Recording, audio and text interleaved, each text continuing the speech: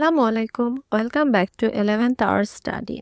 আজকের ভিডিওতে আমরা আলোচনা করব আমাদের রোমান্টিক পয়েট উইলিয়াম ওয়ার্ডসওয়ার্থের বিখ্যাত romantic poem the world is too much with আস। এই কবিতাটি একটি 14 লাইনের সনেট, ইটালিয়ান সনেট, যেটি কম্পোজ করা হয় 1802 সালে এবং পাবলিশড হয় 1807 সালে।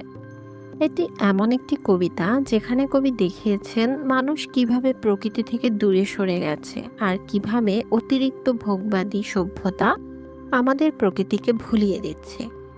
ভিডিও শেষে আমি আপনাদের জন্য সবচেয়ে গুরুত্বপূর্ণ 3টি প্রশ্ন দেব, শর্ট, এক্সপ্লেনেশন আর ব্রড, তাই শেষ পর্যন্ত মনোযোগ দিয়ে শুনবেন।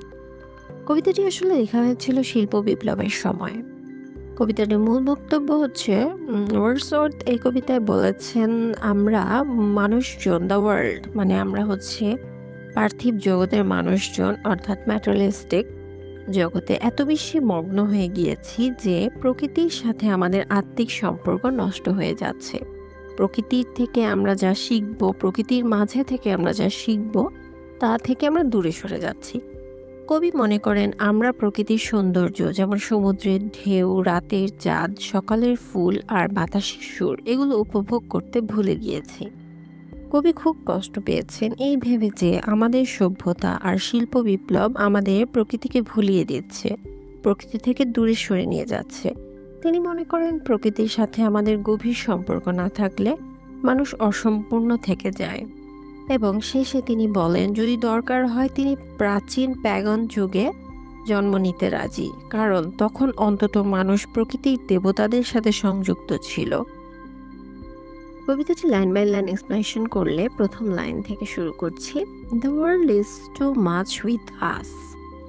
দ্য ওয়ার্ল্ড বলতে আমরা হচ্ছে বাস্তববাদী জগৎ, যেটা বস্তুবাদী জগৎ যেটা, সেটাকে বোঝাচ্ছে।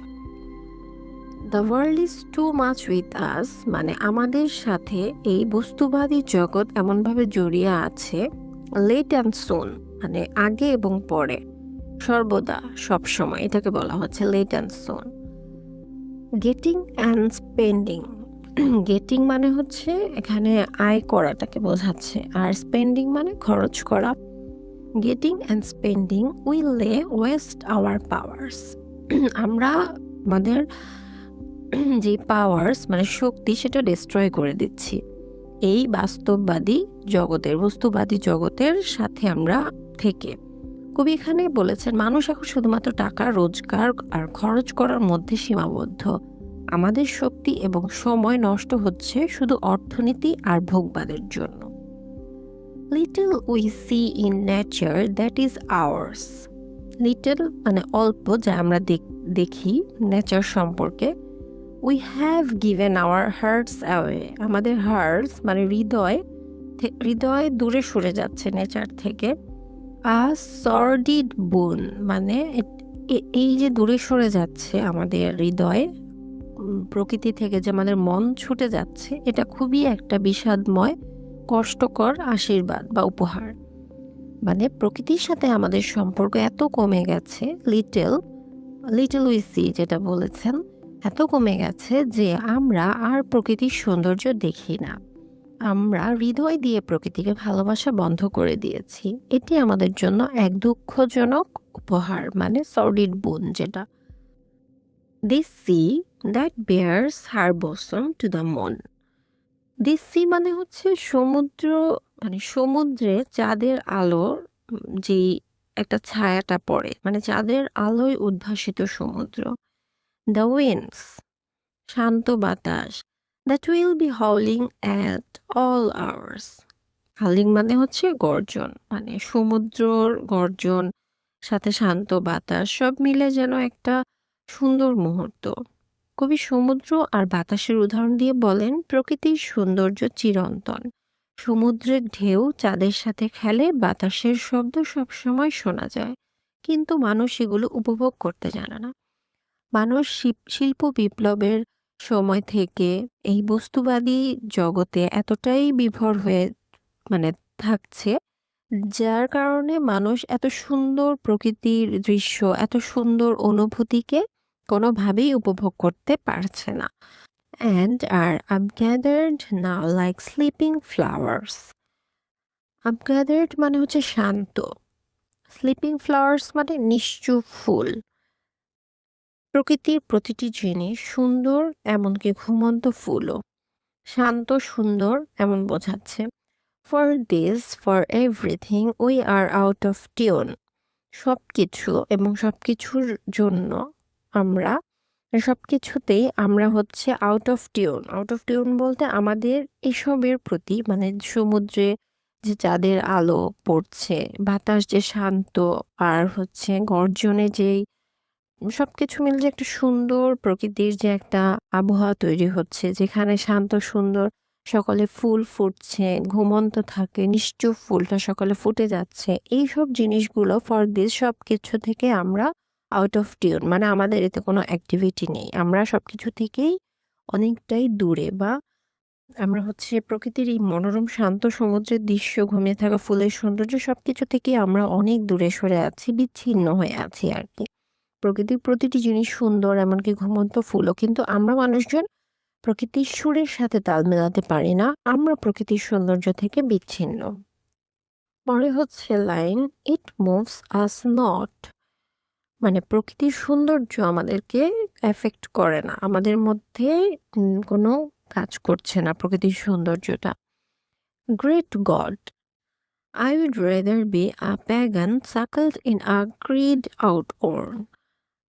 প্যাগান মানে হচ্ছে যে প্রকৃতির মানে প্রকৃতির ধর্ম, প্রকৃতিকে যে বেশি বিশ্বাস করে, মানে আ পারসন হু ওরশিপ নেচার, মানে কোনো ধর্মে সে বিশ্বাসী না, কোনো স্পেসিফিক ধর্ম সে মানছে না, সে প্রকৃতির মধ্যেই তার ধর্ম খুঁজে পাচ্ছে।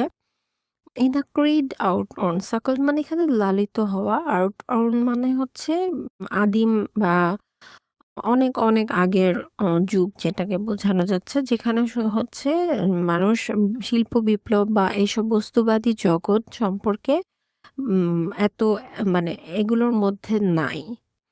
তাই তিনি বলেন, কবি দুঃখ প্রকাশ করে বলেন, আমাদের কাছে প্রকৃতি মনের কোনো আবেগ তৈরি করে না।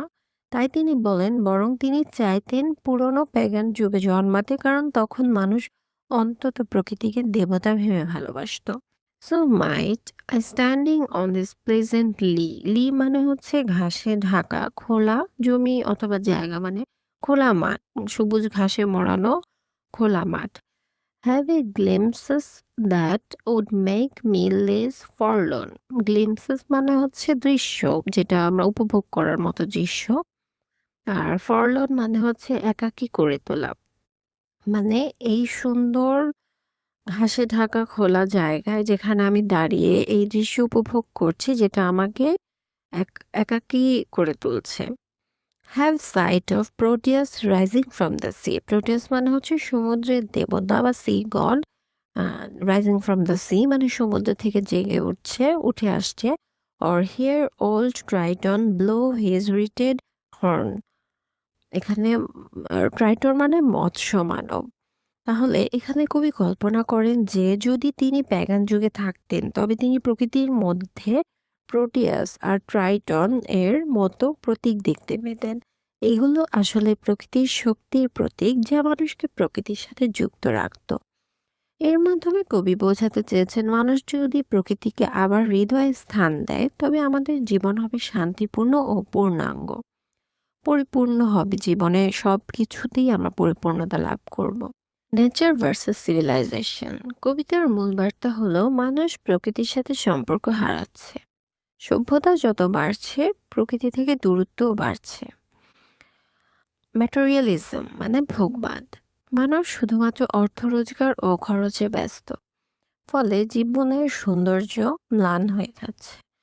মানে ভোগবাদী জীবনে মানুষ শুধু আয় ব্যয়, কিভাবে আয় হচ্ছে ব্যয় হচ্ছে, এভাবেই ব্যস্ত থাকছে। জীবনের সৌন্দর্য, প্রকৃতি থেকে নেওয়ার সৌন্দর্য, প্রকৃতিকে দেখার মতো সৌন্দর্যগুলো মানুষ আর উপভোগ করছে না। Spiritual connection with nature, Wordsworth বিশ্বাস করেন প্রকৃতির সাথে আত্মিক সম্পর্ক না থাকলে মানুষ অসম্পূর্ণ। প্রকৃতির সাথে আত্মার বন্ধন থাকতে হবে, না হলে মানুষ প্রকৃতি থেকে দূরে সরে গিয়ে কখনো শান্তিপূর্ণ জীবনে থাকতে পারবে না। রোম্যান্টিসিজম, কবিতাটি রোমান্টিক এর একটি নিদর্শন, যেখানে কবি প্রকৃতি, আবেগ আর কল্পনাকে সবচেয়ে বেশি গুরুত্ব দিয়েছেন।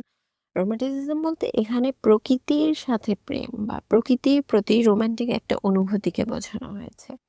এই কবিতা আমাদের শেখায় প্রকৃতিকে অবহেলা করলে মানুষ সুখী হতে পারে না। পরীক্ষার দিক থেকেও এটি গুরুত্বপূর্ণ, কারণ এটি রোমান্টিক পোয়েট্রির মূল ভাবনাগুলো পরিষ্কারভাবে প্রকাশ করে। এখন আমি বলে দিচ্ছি এক্সাম কোয়েশ্চেন, মানে এক্সাম কোয়েশ্চেনের ধারণা দিতে চাচ্ছিলাম। শর্ট কোয়েশ্চেন হতে পারে, why does Wordsworth say the world is too much with us? এক্সপ্লেনেশনে থাকতে পারে, explain how Wordsworth contrast nature and materialism in this poem. Broad কোয়েশ্চেনে থাকতে পারে, discuss the main themes of the world is too much with us. How does Wordsworth present the conflict between nature and modern civilization? এই ছিল the world is too much with আস কবিতার পুরো বিশ্লেষণ বাংলা ভাষায় সহজভাবে। আপনার যদি ভিডিওটি ভালো লাগে তাহলে লাইক দিয়ে দিন, আর বাংলা ব্যাখ্যা সহ আরও কবিতা পেতে সাবস্ক্রাইব করতে ভুলবেন না। Thank you.